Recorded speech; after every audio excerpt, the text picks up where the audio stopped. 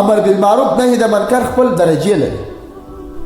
لکه رسول الله صلی الله علیه وسلم وایي من رآه منکرا فلیغیره بالید فإن لم يستطع فباللسان فإن لم يستطع فبقلب فذلك أضعف الإيمان دا غیر کمه درجه که دې چیرې منکر ولیدی په لاس یې ورحمله کوه مې کوه دا د لاس مسؤلیت چې اوس د امر بالمعروف د شعبې دی امارت اسلامي کې د چا شعبه ده د امر بالمعروف شعبه ده چې تر لاسه راګیر کړي ولې منکر کار کوي ولې د رسول الله صلی الله علیه وسلم د کردار خلاف کردار کوي ولې د کفارو په نظام باندې عمل کوي دا د چا کار دی د امر بالمعروف او د نهي فإن لم يستطع فباللسان دا د ټول مسلمانانو کار دی هر مسلمان کولی شي چې څه وکړي چې امر بالمعروف وکړي نهي د منکر وکړي خاص کر بیا دغه ځای د صوفیه حضرات څه کولی شي د طریقت خلک د طریقت خلک یو چاته په ژبه باندې ووایي دا کار مه کوه هغه یې نه کوي دا د طریقت د خلکو خبره په خلکو کې اثر کوي دا د دوی وظیفه ده چې دوی به په ژبه خلکو ته وایي د طریقت او د تصوف او د تزکیه کور بیا د ګام نه کار نه اخلي چې شیش کوي پر اخیستي چې ولې کوي طریقت او تصوف والا به یو چا محبت زړه ته وراچوي دا د رسول الله صلی الله علیه وسلم سنت طریقه ده دا د پیغمبر علیه الصلاۃ والسلام میراث دی دا د رسول الله صلی الله علیه وسلم نه بلکې د ټولو انبیاو کردار دی ګوره په دې شوق او محبت باندې به دې مسلې ته راولي ولو ټکول یې ستا کار نه دی بیا هم که دا کردار نو دا ځای کې بیا فکر کوي که یو بد خلک د دې اولیاو سره ناست اعتراض مه پر کوي دا مه وایه چې پلانکی سړی خو تر پرونه پلانکي کرکان کول او پلانکي کول نن بیا دی د پیر صاحب سره ناست دی ځکه پیر صاحب هم د امر بالمعروف نهي د منکر دپاره وضع شوی دی هغه هم خپل عمر د دې دپاره مصرف کړی دی چې زه به امر بالمعروف نهي د منکر کوم بد خلک چې د پیر صاحب سره کښېني مولانا اشرف علي تهانوي رحمه الله فرمایي یو سړی چې د یو چا سره کښېني وایي دا قرینه او خاصه د دې ده چې په د محبت ورسره لري ته چې د ولی الله سره کښېني محبت ورسره لري او محبت د ولی الله کول هغه ته خپله ولی الله جوړي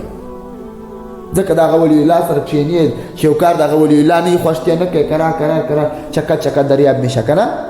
کرار الله پاک یو قبول بنده درته جوړ کړي نو پر خلکو به پر اولیاو به اعتراضونه نه کوي پلانکی ژر خیلی دی د اولیاو دربار ته څه کوي چې ښه کوي چې باید لاړ شي د اولیاو په خانقاه کې هغه محبت ورته پیدا کړي چې دا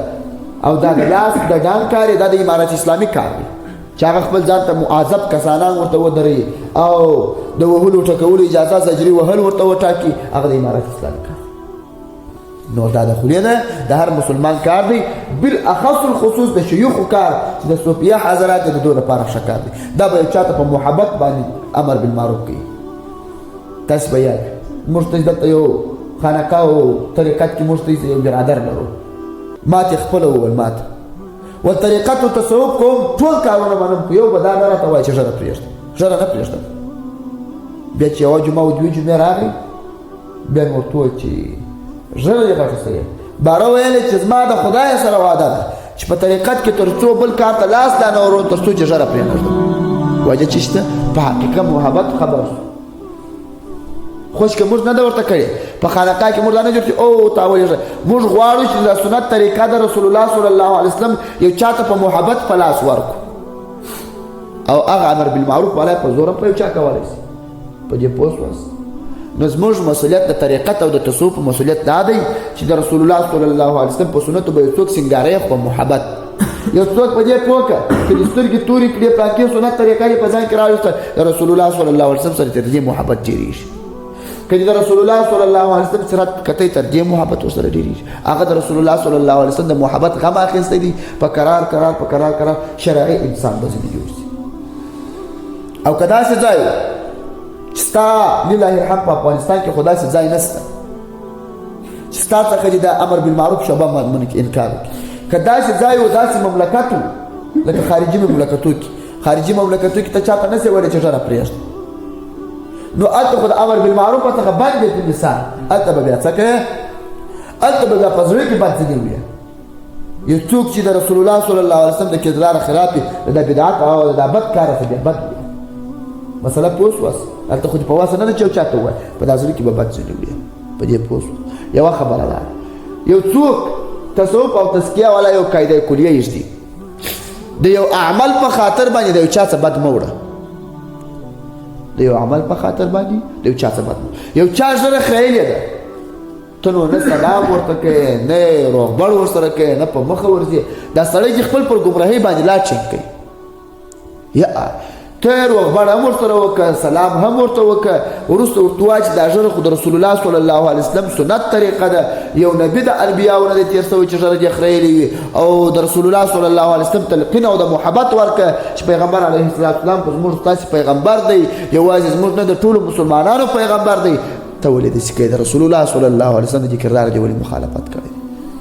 بیا که ستا په کول هم ونه کړه د هغه کرداره چې هغه دی عمل کړي د هغه عمل یې بد ویسه د ده څخه بد مه وړه